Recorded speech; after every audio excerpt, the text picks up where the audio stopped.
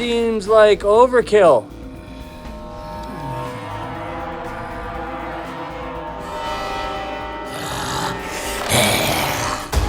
I'm glad you're well, man. Bro, do I have to sue CNN? I don't know, do you? They're making shit up. They keep saying I'm taking horse dewormer. I literally got it from a doctor. What makes it incredibly more frustrating is that we have the tools to combat COVID-19, and a distinct minority of Americans, supported by a distinct minority of elected officials, are keeping us from turning the corner. This Organized Chaos podcast is brought to you by JEMS Art Studio. JEMS Art Studio is an online store that allows access to prints that you can use for most anything, obviously as just a picture, or as a wallpaper, or as a bookmark, or anything you can think of. You can find JEMS Art Studio at etsy.com/shop/JEMS Art Studio. This podcast is also brought to you by listeners like you. Thank you.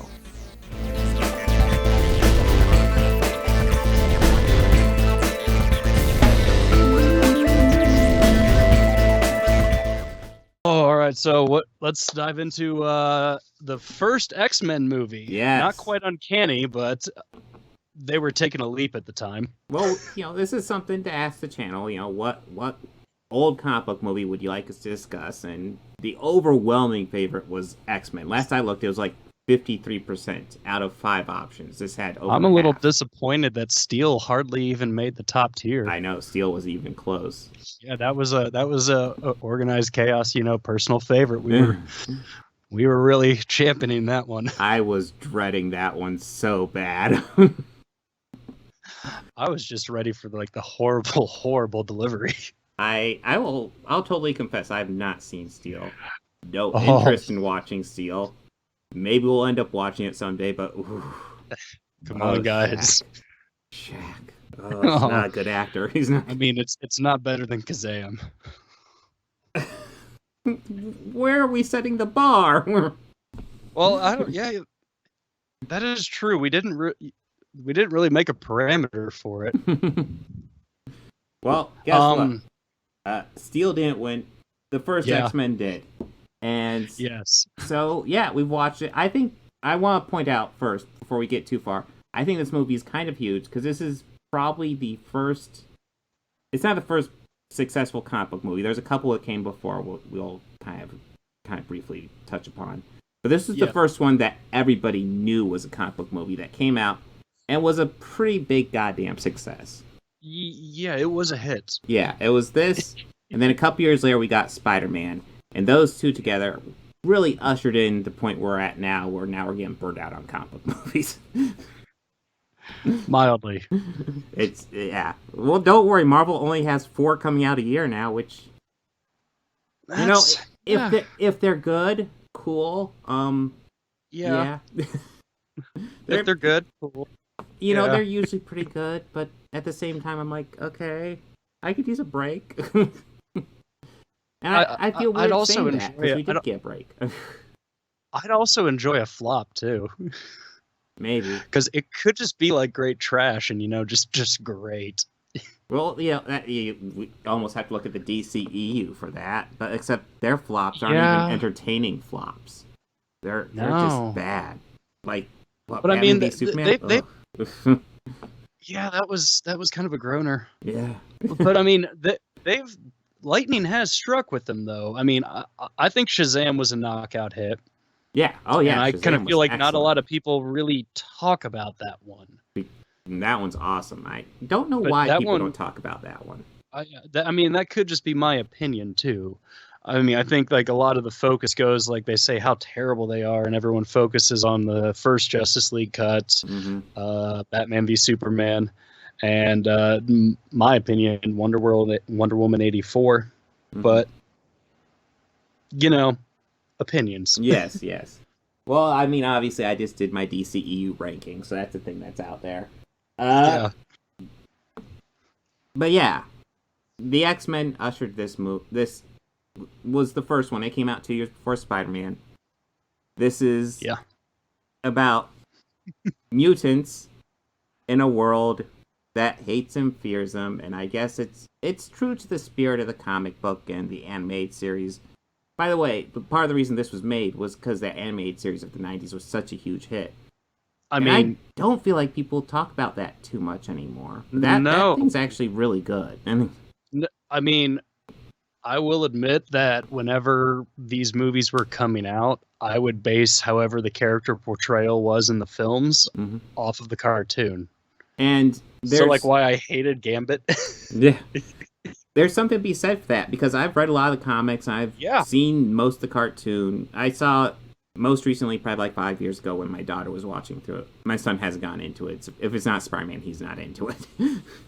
But that is actually fairly comic book accurate. Largely, they swap around characters. Yeah, no. But it's actually fairly comic book accurate, which is... Well, I felt those Fox series were really accurate, like comic book wise, like Spider-Man and the X-Men too. Both of those were they stuck true to the source material. I mean, as best they can for telling it for that audience. Spider-Man gets a lot spottier. That's an issue for another one. But the X-Men one's pretty spot on. Yeah. Minus last season. If you ever watched last season of that X-Men animated series, it is hot steaming garbage. So awesome. Oh, but yeah, this movie, I mean, it already had a fan base built in, I think, with comic book fans, but I mean, that audience was nowhere near the size it is today. Yeah. But and quite as like large of a community. I mean, there were still conventions, there were still people going, trading, collecting comics.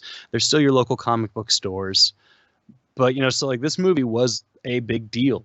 Yes. A super big deal, because the last comic book property that had been made into a film at this, I'd say, scale, this major of a Hollywood picture would have been Batman in '89. At this scale, yeah, probably. Oh, wait, I'm forgetting. Yeah, well, the last franchise, yeah, not Batman '89. The most recent movie would have been Batman and Robin. Yeah, I knew exactly what you meant, though. Yeah. But it's good to explain. Yeah. But, and I mean, even prior to that, it would have been Superman in '78, if I'm not mistaken. Yeah. Yeah. Was that '78 or was that '79? I always get backwards. It was never late remember. '70s. Yes, it's late 70s. It's one of those two. But it's also like fucking great. Yeah. It's another day though. Yeah, it's easy to get distracted, because here's the deal with X-Men. Yeah. This movie, every time I watch it, I am less and less impressed by it. It's really kind of nowhere, and it has its highlights, but oh man. Yeah, no, there are a lot of parts that now even watch I go, oh god. Yeah. Oh, that's right, I forgot about this. Yeah. I forgot about that. It was a big deal, because when it came out, it was a couple years after Batman and Robin. Probably the best comic book movie in recent memory would be stuff like Blade and Men in Black. And this is the one that is like definitely a comic book movie, though. Oh, it absolutely is. I mean, one thing I caught that always kind of bothered me the first time I watched it, but I just kind of took it as the character reacting to what's happening in the scene.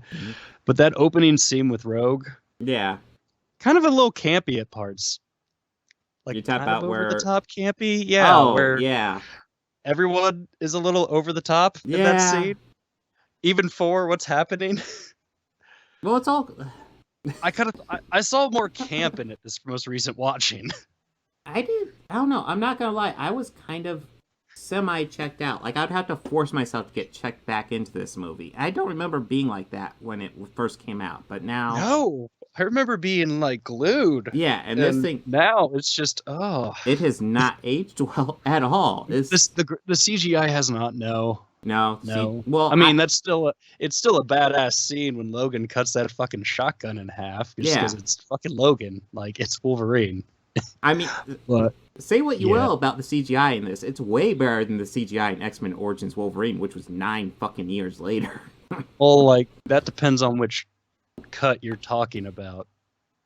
There's a different cut of X. Are you talking? There's the leap cut, and then there's the final product. Well, this thing has better special effects than both the versions. Yeah, fair. No, and I noticed that, well, with these X-Men movies, later in the first few of them, there's scenes, and I think it's 2 where you see it a lot, or maybe 3, where fight scenes where Hugh Jackman's fighting as Wolverine, and you'll see him spinning around, but with like the claws out, you can clearly see he's holding like something in his fists in a few shots. I need to pay attention. I forget which one it is, but it's one of the sequels where you can like clearly see like, wow, like didn't even try to hide that. Okay. It does make me wonder why I'm gonna feel revisiting X2. Because I remember liking that one significantly more, and now I'm like, man, am I not going to be super invested? Well, yeah, like we said, it's a good origin story, and it's kind of great because how I was saying with the built-in audience. Now, there's also people who would also have their expectations of it, but still know who they are going in, and be okay with a bit of that backstory, because there's people who heard of them but still want to know more, so they'll go see the movie, or they like comic books, or whatever. But they did a good job like explaining everybody with it, but I think the whole execution of it was Magneto's whole plot was like, we're starting off with this. This is the first thing we're doing. Well, I guess we should probably go over it real fast. Essentially, here's the story. You start out with God. You don't even start out with the main character. You start out with Germany, with Magneto in a concentration camp. He does the magnet thing, and then is the next scene Rogue? The next scene is Rogue. Yeah, the next scene is Rogue with her boyfriend, and she does the whole thing that puts him into a coma. Do they explain what happens to him in this movie, or I think they just leave it as he was in a coma. Yeah, and she ran away because she was like Mississippi, if I'm not mistaken. Yeah. Well, she has that thick accent because True blood, yes. Which she does a lot better than Storm does, which we can get to. Storm had an accent? Oh yeah, I didn't notice that one. Storm's in this movie? Yeah. I hardly noticed. Yeah. Oh boy. I'll get to that. She runs away. She goes to this bar. She encounters Wolverine. Wolverine's in this fight. He's in a cage fighting, just like kicking ass. Yeah, and it's probably one of the cooler scenes in the movie. Wolverine's got a decent intro. And, would you say the intro is like the introduction that the guy at the announcer says, or would it be what he says privately to the other fighter before their fight? I would put it all together because it's kind of awesome. It's like, just anything goes, just don't hit him in the balls. Why? He'll take it personal. Don't hit him in the balls. Yeah, no, you're allowed to hit him in the balls, but I definitely fucking wouldn't. Why? He takes it personally. And a highlight of this movie is absolutely Hugh Jackman, who is never, ever who I would envision to play Wolverine, and really makes it his fucking own. He really does. I mean, him and Patrick Stewart both made their roles their own, but I mean, it's Patrick Stewart. Yeah. Of course he did. But Hugh Jackman, he got this, I don't know, he had this style of play in Logan that is, you could believe that this man is just, as old as half of the trees on this planet. Yeah. And he just made so much of the character believable, and at that point in, I guess, Logan's story, that would make more sense because he had just had his brain wiped by Stryker and just had the antimatter put in, if I'm remembering the comics correctly. But I don't know how the movie plays it too. It's kind of hard to tell where at that, but that's kind of where he is in the film. So, and it's tough to tell exactly because if we actually analyze the film timeline in these movies is fucking Swiss cheese. Yeah, but I will say I do feel like Patrick Stewart has a bit easier. I don't know if it's fair to say he has an easier job. The more I think about, because his role is essentially, hey, that thing you did on Star Trek. Do that, but in a wheelchair. But this time, you're not going to leave the comm. The comm will be yours. You're just going to have a wheelchair, and you're just going to have to. You're not going to have it around. One. You'll have a number one, but the comm won't be theirs. Yeah, that's kind of it. I mean, Oh yeah, you have like super psychic powers as well. But yeah. So, yeah, Wolverine. Where are we at? Wolverine. Yeah, well, yeah, Wolverine. He leaves. Well, after the fight, some guy, Rogue's still sitting at the bar. Right. There's the guy who just fought. Well, who just got his ass kicked by Wolverine. Comes in, and I skipped a kind of a key point to this. There's I think we missed a part. We missed the Senate part. Oh, That little sure, Senator- yeah, Senator Robert Kelly. Yeah, this jackass who is just really has it out against mutants and is not, his tact is terrible about it. Mm-hmm. But Jean Grey is giving a testimony about, hey, there are people who have extraordinary powers and they could be very useful and shouldn't be persecuted. Yes, and Championing for like equal living human rights, but they separate it for they're calling it mutant rights, but Congress is just being Congress and or the Senate. I don't think they really clarify if it is Congress or the Senate. Well, yeah, I don't know. Well, he's a senator, so it must be the Senate. It must be Senate, yeah. I'm pretty sure he's a senator. He could just be a representative, though. I'm not sure. But yeah. I do. Well, it's one of those things. Lots of people. The X-Men comic books have always been very. Is political the right term? But yeah. It's super political, and it doesn't hide it at all. And I do like that carries over. I just wish it was more engaging. Yeah, I kind of wish that they went more in depth with that in this, because that part I was kind of more, all right, this is kind of more interesting. Like this part is, and like even the evolution of Senator Kelly throughout the film until he dies. This movie's been out long enough that you Spoiler. Oh, sorry, spoilers. Yes. This movie's been out for 21 years. Yeah, sounds right. It's old enough to drink. I remember going to the theater and seeing it, and I do too. Now I feel old, but yeah, that's back when they had actual liquid butter. Yes. Not that stuff from a carton. But yeah, I guess it's important to establish, if you don't know this, at the end of that Senate scene, Professor X and Magneto shoot the shit a bit. Yeah, they're old friends, and they have some great dialogue. Oh yeah, Ian McKellen, who plays Magneto in this. Those two are just world-class actors, and apparently the best of friends, according to Instagram, which is just kind of nice and pleasant. No, I think they were best friends before this, or at least they became more friends after this. But and I'm sure that at least they had worked together a bunch of times in England on the stage. I know that they had done a few shows together. Like I think they did either a performance of King Richard or Henry or King Henry, whichever. Both of those plays by Shakespeare. It was one or the other. But wait, are these guys English? Yes, very much. But what? I watched Star Trek. This guy's French. What? One of them is I believe Patrick Stewart. Yeah, Sir Patrick. Yeah, he's knighted. I don't think Ian McKellen is. What? Is he? Maybe. I always thought it was funny on Star Trek. He was the most English Frenchman you could imagine. He really is, and he drinks Earl Grey. It's like, wow, sure. Wow. Super French. All right. Sure, Gene. Oh, what were we talking about again? X-Men. Yeah.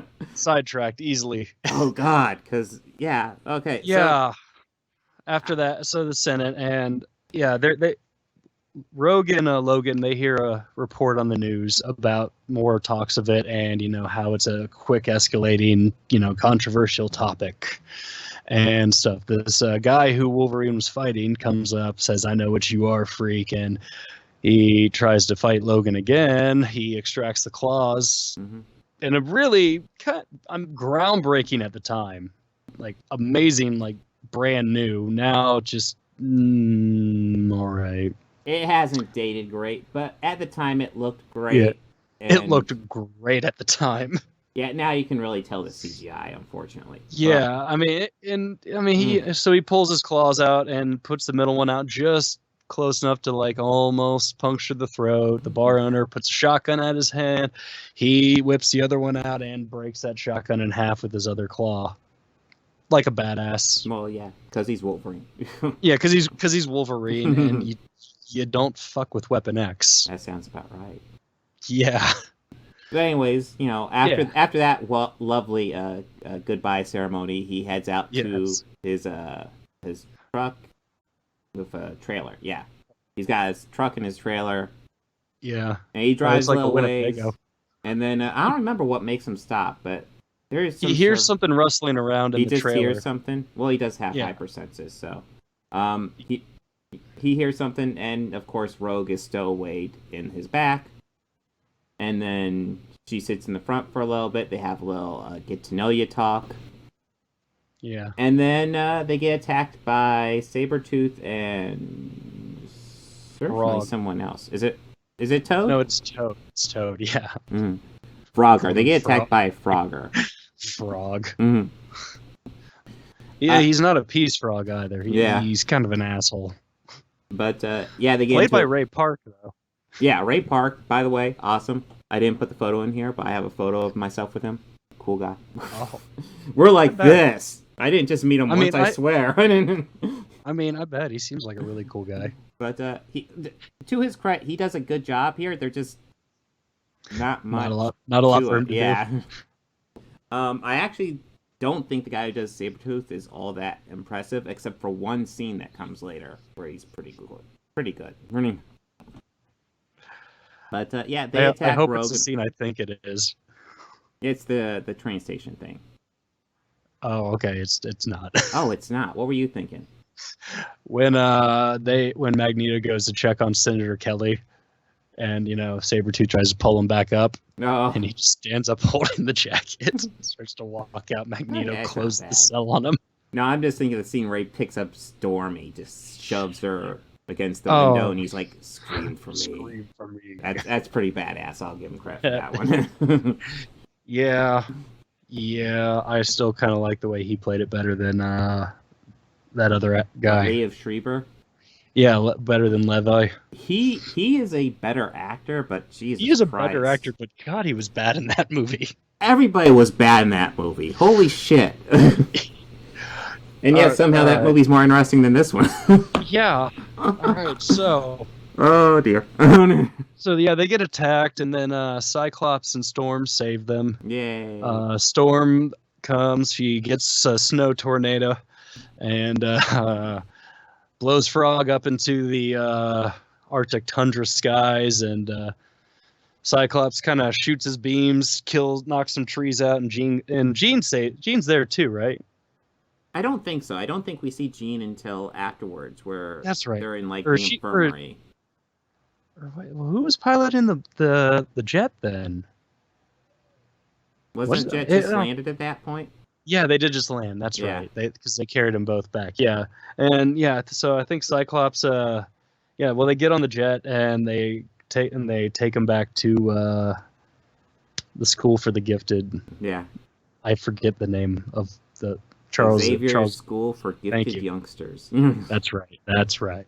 I'm pretty sure that's the full name. I could probably add a couple other things. And that's where we're first introduced to Jean Grey. Yeah, we see her a little bit of her moving powers, where she moves like some doctor stuff to examine Wolverine. Yeah, and then he wakes up. He gets threatened by her. I don't remember exactly what he does with her, but then he starts wandering around the mansion. Does he knock her out? He must. No, I think he grabs her by the throat, and just kind of releases her, just kind of puts enough pressure so where she can't scream for help. Yeah. He gets some sweats, and he tries to hide.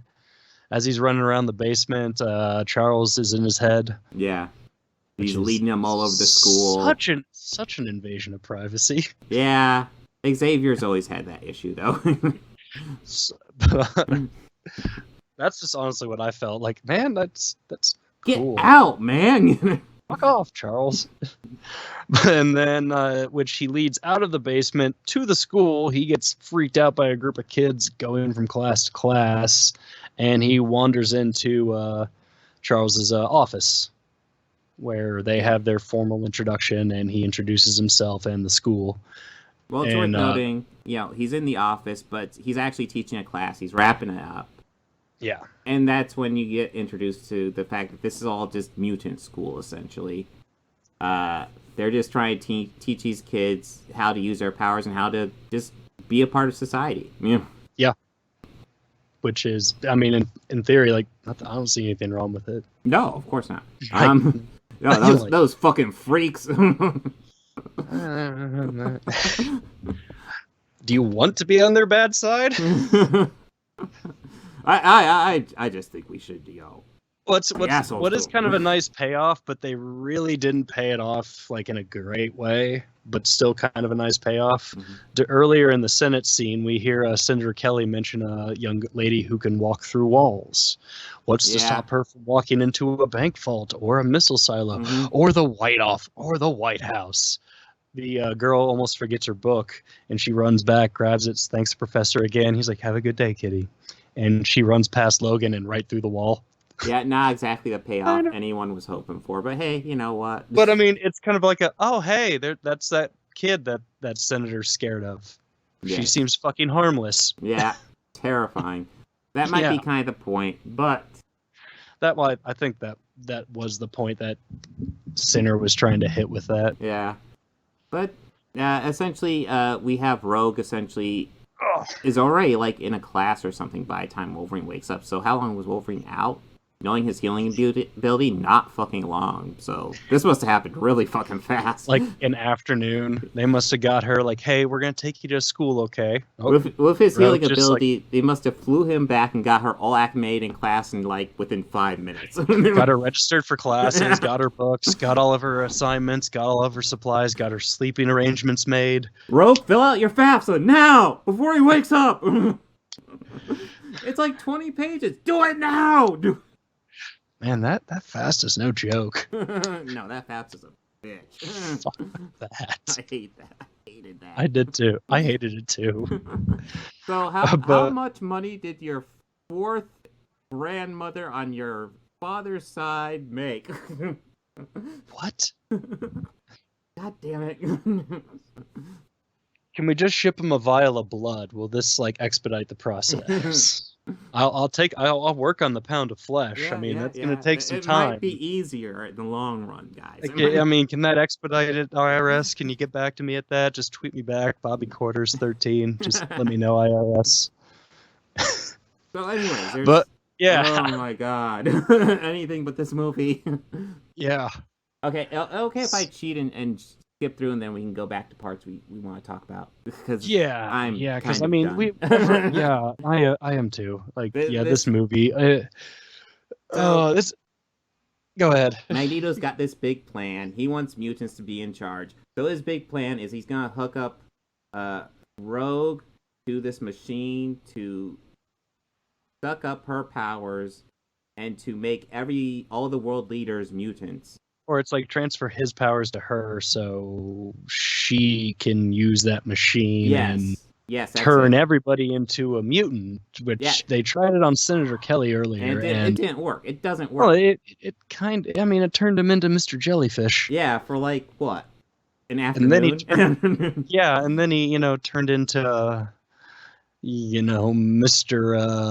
Evaporation Man. I mean, I don't even begin to fully understand what his plan is. It's like, I'm going to turn everybody into mutants, even though this thing doesn't work, but fuck it. I don't know. It's kind of like Thanos level, because he's taking out every non-mutant. So let's sake of argument, say 1 in every 2 people are mutants, half the world, or half of New York City. Well, it's not even that. It's just the world leaders at that summit he's going to affect.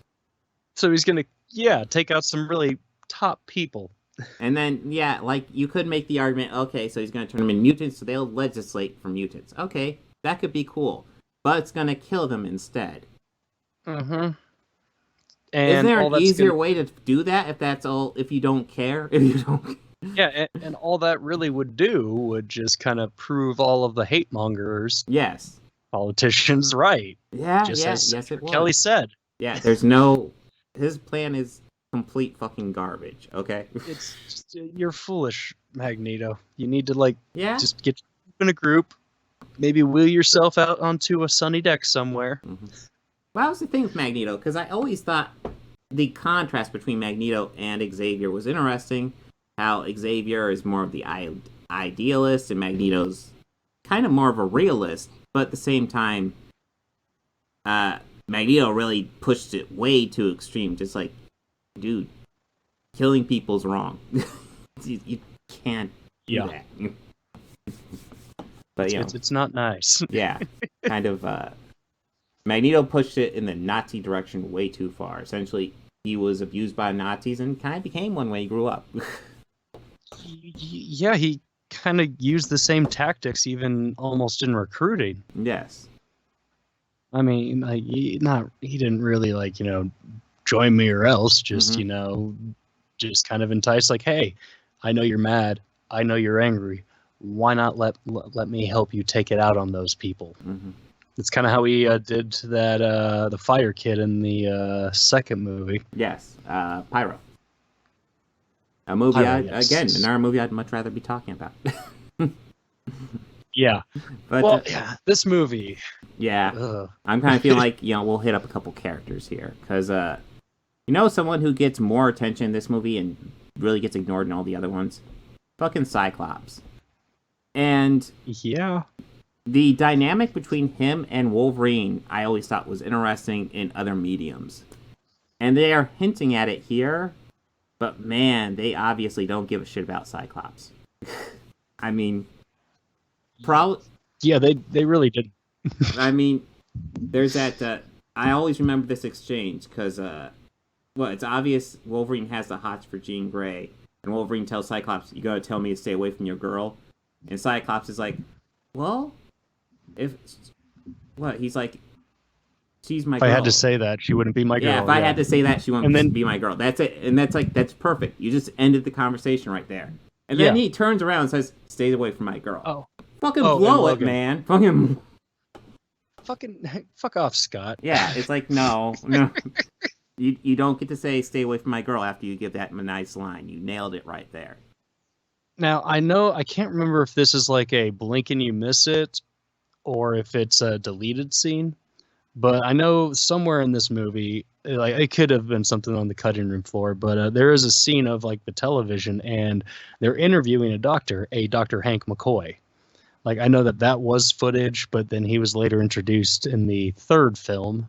I know they have that scene in the second one. I don't know if there's something like that here. It's also possible maybe they filmed something like that, and then it was cut, and then they just reused it in the second one.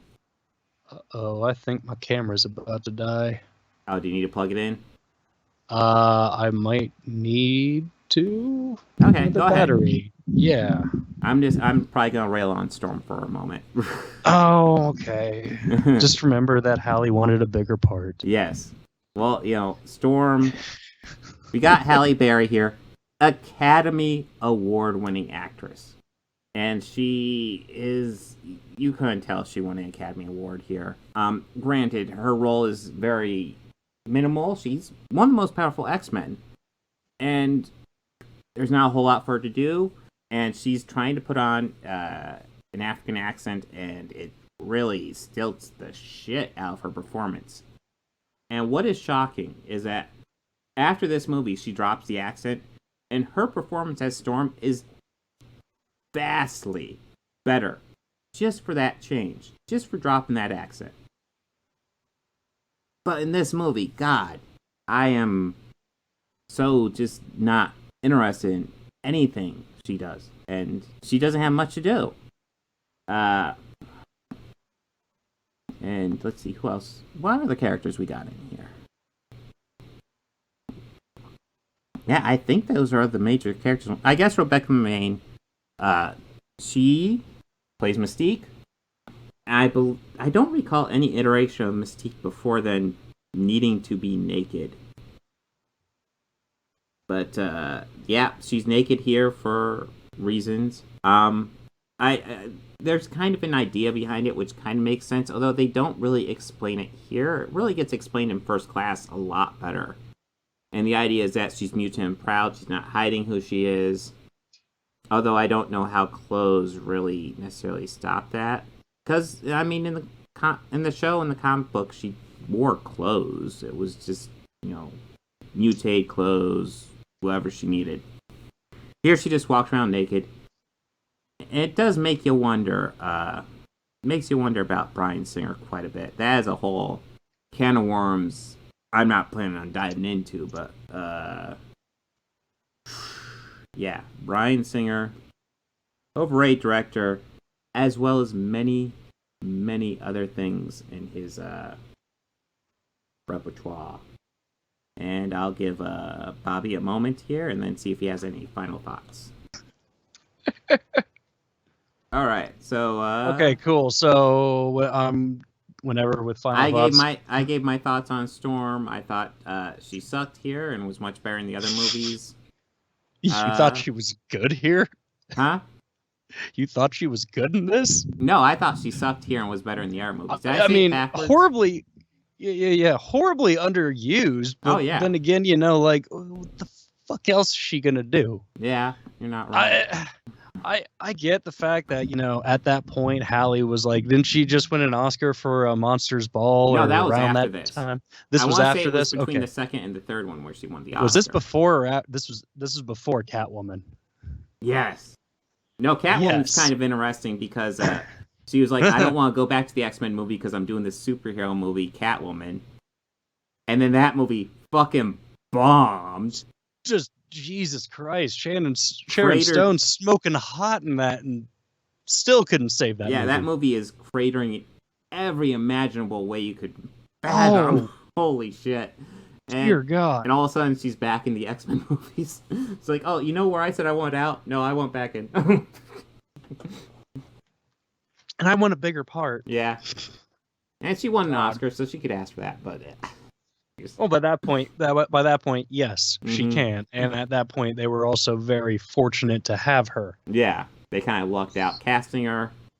You can't tell in this. You can't tell in this movie though.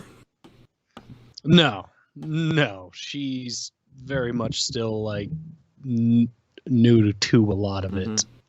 I think. So I also talked about how I don't know why they exactly thought it was a great idea for Mystique to be nude. It's something they explore in First Class a lot better, but here it's just like she's naked. The reason for that is simple. It's because for two reasons. Number one is Bryan Singer. Number two, Rebecca Romijn Stamos. And I brought up there's a whole issue of Bryan Singer. And those are the two reasons why. He's a fucked up dude. Well, the guy who replaced him, Brett Ratner? Yes. Yeah, he ain't any better. Well, there's less that's come out about him, but they're not good guys. Exactly. These are not good guys. No, not at all. Let's put it this way: the only two movies that have the word X-Men in them that aren't directed by people with Me Too allegations are First Class and Dark Phoenix. Yeah. So. Wait, who directed Apocalypse? That was Bryan Singer. That was his return to the franchise. No, actually, Days of Future Past was his return. Oh, he forgot about that one. He did some producing on First Class, but then I don't remember exactly. I don't know why they didn't say, "Hey, Matthew Bond, you're not perfect, but you did a pretty good job. Come back and do the next one." They didn't do that for some reason. They didn't. Huh.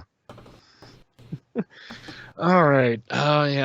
Storm. Yeah, Storm. I kind of feel was just. I don't know. I've kind of always thought it was a pointless character and very good for this, as a lot of the X-Men really kind of are.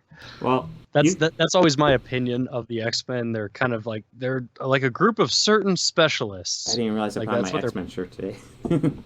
That their like superhero powers are very niche, and they work for certain situations. So that's why they send those people, because, hey, you're good at doing this, you're good at doing that. You guys should go on this mission because they need both of that. Mm-hmm.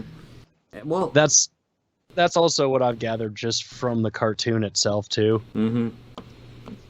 But Storm is definitely falls into this category of superheroes and X-Men, but there's also a lot of superheroes are like that too, and it's a formula in the writing of the characters. Mm-hmm.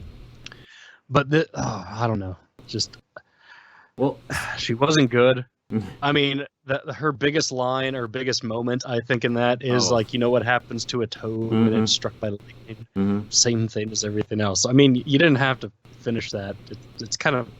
Yeah. I think we all know. Well, I remember when I first saw it, I was like, oh, that's badass. And, like, now I'm like, no, it's just fucking something getting struck by lightning. Yeah, it was kind of more cool, her floating up the elevator shaft. Yes. Well, that was kind of more cool. I do feel like they need to have Storm here because I feel like probably at that time, the most popular female Marvel character was probably Storm. She was hugely popular at that time. And also being a character of color, that's a huge kind of character to put in there. And that being said, that's also... Marvel didn't have access to these characters, which is part of why, like, they almost had to build up when they did their universe. No, yeah, exactly. A lot of their most famous female characters are X-Men. Yeah. Yeah. There was also a slight hint to Jubilee in that movie. It's just a girl in a yellow jacket. Yeah, that's all it was. There was more that's later. All it is. It's obvious that it's her. I think they have like a little bit more of her in Apocalypse, but yeah, they never do anything with her in these movies. No. Not that I'm asking for a huge Jubilee arc, but they keep on teasing shit and never do anything with it. Well, yeah. This first film, which is just introducing, I guess, the audience to this world, it did a good job at like introducing us to the key characters in the movie, like the ones that really matter, even though they really didn't get a lot of time on. Earlier you had mentioned the dynamic between Cyclops and Wolverine. I wanted to talk a little about that as well. Like, they did hit on that great, and a lot of that back and forth is kind of like, is really what kind of more kept me invested in it. Like, when they first get to the Statue of Liberty, and, you know, like, they find out Mystique's, like, morphine into them, per se.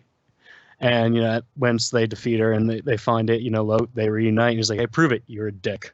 Oh, okay. Nah, it wasn't like bad. that. That always got a laugh out of me, and it still did. But yeah, that's about all I really had to say. Yeah, well, it's very simple. If you cut Hugh Jackman, Patrick Stewart, and Ian McKellen from this movie, fuck. Yeah, this thing sucks balls. This movie would be bad. James Marsden can't carry a movie on his own. No. He'd try. Yeah, you know. Maybe if there's a CGI blue hedgehog with him, he might be able to do something. But... or a bunny. Or a rabbit that's played by Russell Brand. God, he's done lots of shit like that, hasn't he? Holy shit. Really has. Wow. I mean, who? Oh, God. Jason Lee hasn't even done that. I mean, have there been that many Alvin movies? Like Alvin and the Chipmunks? 4? Are there 4? Christ, there's 4 of them? I think so. Because I remember thinking, oh, they did a trilogy. They're done now. And then they did, like, one more after that. It's like, fuck. Oh. Jesus Christ, people. Well, that's cool. Yeah. I guess. I always loved how they always got really famous people to play the Chipmunks. And you can't fucking recognize them. Why are you doing that? Yeah, they modded their voices too much. Yeah. It could be anybody. Could be James Earl Jones playing the Chipmunks. You can't fucking tell. That would be amazing. Yeah, that would be the only one I could see. Okay, yeah, go ahead and pay him, because that'd be hilarious. James Earl Jones and Morgan Freeman. You know it'd be Theodore. James Earl Jones would be Theodore. I'm strangely comfortable with that. Yeah. Lawrence Fishburne as Simon. And you know what? What the hell? Arsenio Hall is Alvin. All right. Well...